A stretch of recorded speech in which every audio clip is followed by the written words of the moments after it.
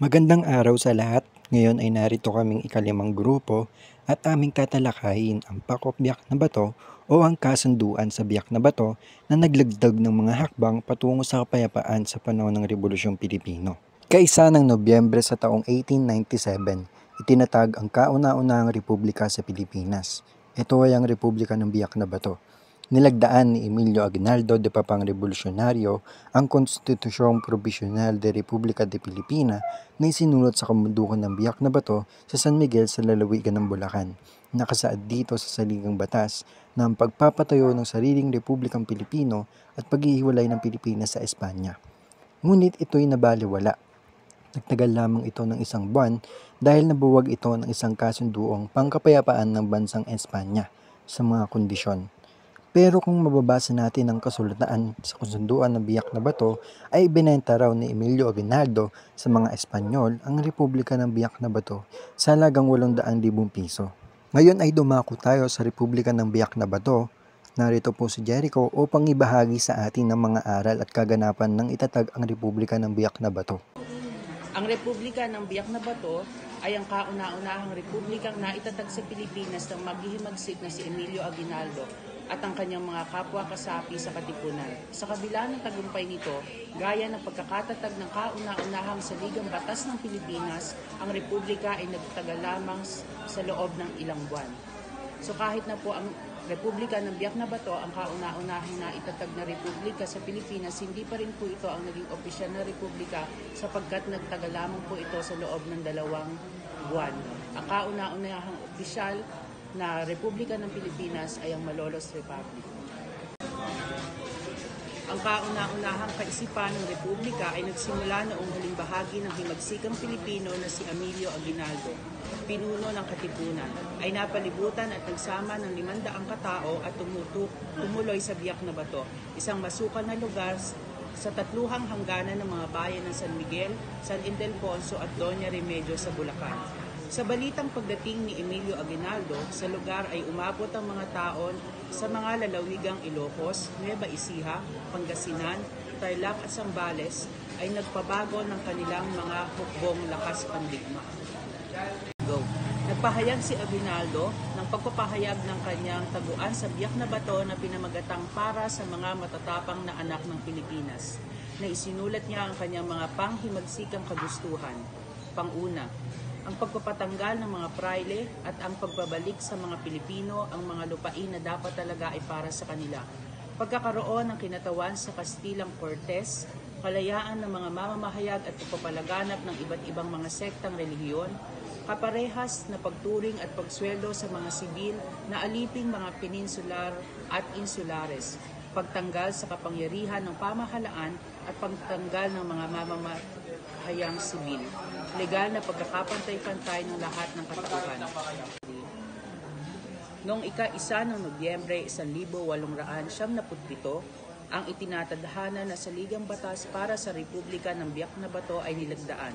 Ang panimula ng saligang batas ay naglalaman ng pahayag na ang pagkakahiwalay ng Pilipinas mula sa monarkiyang Kastila at ang pagkabuo nito sa pagiging isang malayang bansa na may sariling pamahalaan nito ay tinatawag na Republikang Pilipino ay ang dulong minimithi ng himagsikan sa nagaganap na digmaan na nagsimula noong ika-24 ng Agosto 1896 at sa makatuwid sa pangalan nito at sa kapangyarihan ng lahing Pilipino ay nagpapahayag ng buong tiwala ang kanilang mga kagustuhan at hangarin. Kami, mga kinatawan ng himagsikan sa isang pagpupulong sa Biak na Bato noong ika-1 ng Nobyembre 1897 ay tumatanggap sa pagpapasabatas ng mga sumusunod na artikulo para sa saligang batas ng Estado. Maraming salamat, Jericho. Katulad nga ng iyong sinabi, ang Republika ng Biak na Bato ay opisyal na tinutukoy ng saligang batas bilang ang kauna-unahang republikang naitatag sa Pilipinas nang maghihimagsik na si Emilio Aguinaldo at ang kanyang mga kapwa-kasapi sa Katipunan. Nakasaad dito sa saligang batas na ang pagpapatayo ng Republikang Pilipino at paghihiwalay ng Pilipinas sa Espanya. So nangyari po ito matapos ang halalan sa konbensyon sa Tejeros na ginanap sa San Francisco de Malabon na ngayon ay tinatawag ng General Trias Cavite noong ika-29 ng Marso sa taong 1897 at kung saan sunod-sunod ang pagkatalo ng hukbo ni Emilio Aguinaldo kung kaya't kinakailangan nilang umatras patungong Talisay, Batangas at naglakbay papapuntang Hilaga kung saan nagkubli sila sa kabundukan ng San Miguel sa Bulacan. So bakit dito na lang napiling magtago? Napakasimple lamang po dahil hindi raw ito madaling matutuntun ng kaaway.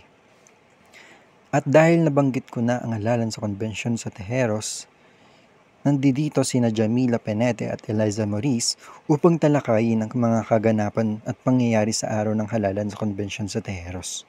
Noong Marso 22, 1897, nagkaroon ng pagpupulong sa Tejeros, isang baryo sa San Francisco de Malabon, Cavite, ang dalawang paksyon ng katipunan sa lalawigan, ang magdiwang na pinamumunuan ni Mariano Alvarez, tiyuhin ni Andres Bonifacio, at ang Magdalo na pinangungunahan ni Baldemoro Aguinaldo, pinsan ni General Emilio Aguinaldo. Ito ang tinatawag ngayong Konbensyong Tejeros. Layunin ng konbensyong ito na bumuo ng mga plano at pagkilos upang palakasin ang depensa sa Cavite. Gayunman, sa halip na talakayin ang nasabing dahilan ng pagpupulong, nagdesisyon ang mga lider ng katipunan sa naturang probinsya na magtatag ng bagong revolusyonaryong gobyerno kapalit ng katipunan at maghalal ng mga opisyal para dito. Mapagpalang araw sa ating lahat. Ako nga pala ang inyong Ate Jamila at narito ako upang ipakilala ang mga nahalal na opisyal sa Tejeros Convention. Una na nga rito si Emilio Aguinaldo bilang presidente, Mariano Trias, vice-presidente, Artemio Recarte, kapitan general, Emiliano Riego de Dios bilang direktor ng digma, at ang pinakahuli na nasa pinakamababang posisyon na si Andres Bonifacio bilang direktor na panloob. Sa kabila nga ng pagkakahalal ni Bonifacio sa pinakamababang posisyon, kwinestyon at inusisa pa rin ito ni Daniel Terona dahil iginigiit nga nito na tanging isang abogado lamang ang nararapat na mahalal sa ganoong posisyon. Dagdag kaalaman nga, si Daniel Terona ay isang kaanib ni Emilio Aguinaldo na siyang nagpamudmud ng balota. Dahil nga sa ganoong pangyayari, ikinagalit ito ni Supremo o kilala na nating bilang si Bonifacio at idineklara niya na walang bisa ang naganap na halalan sa Tejeros Convention. Matapos nga ang halalan, sa kasunod na araw nito mismo, gumawa si Andres Bonifacio ng isang kasulatan at tinatawag nga itong Acta de Tejeros. Nilagdaan nga ito ni Bonifacio kasama ng mahigit na 40 miyembro ng katipunan. Ang kasulatang Acta de Tejeros ay nagpapawalang bisa ng naganap na halalan sa Tejeros Convention dahil nga sa paniniwala na may nangyaring pandaraya sa halalan. Sinasabi rin dito na ang ginamit na balota ay may kalakip na pangalan ni Emilio Aguinaldo kung kaya't siya ang nanalo sa botohan. Kaya naman, inihahayag bilang traidor ang mga bagong kasapi ng bagong tatag na pamahalaan ng revolusyonaryo. Maraming salamat Jamila at Eliza. So proceed po tayo. Ang konstitusyon ng Republika ng Biak na Bato ay isinulat ni Felix Ferrer at Isabelo Artacho sa Biak na Bato sa San Miguel sa Bulacan. Ngunit ito ay may pagkakawig sa saligang batas ng Cuba, ang Konstitusyon de Dumaguayo. Kung mapapansin po natin dito, magkakahawig ang pagbabalangkas ng mga salita dahil kung matatandaan pala sa panahon na yon ay may sarili ring palang revolusyon ang bansang Cuba laban sa Kastila. Ang Biak na Bato po ay nagbigay para sa paglikha ng kataas-taasang konseho na nilikha noong ika-1 ng Nobyembre sa taong 1897. Itong mga sumusunod ang mga nahalal. Emilio Aguinaldo bilang Pangulo, Mariano Trias bilang ikalawang Pangulo, Antonio Montenegro bilang kalihim ng Banyagang Kapanganakan, Emilian de Dios kalihim sa Pandirigma, Isabelo Artacho kalihim sa Panloob, at Baldomero Aguinaldo kalihim sa Panlalapi. Ngunit ang konsehong iyon ay hindi nga nagtagal, katulad na lamang ng aking sinabi kanina sa introduksyon.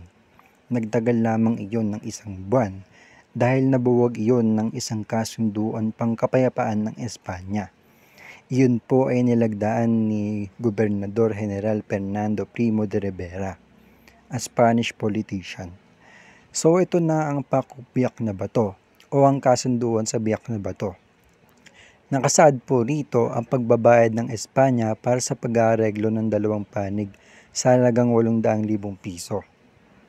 Ngunit merong kondisyon ng mga Kastila rito.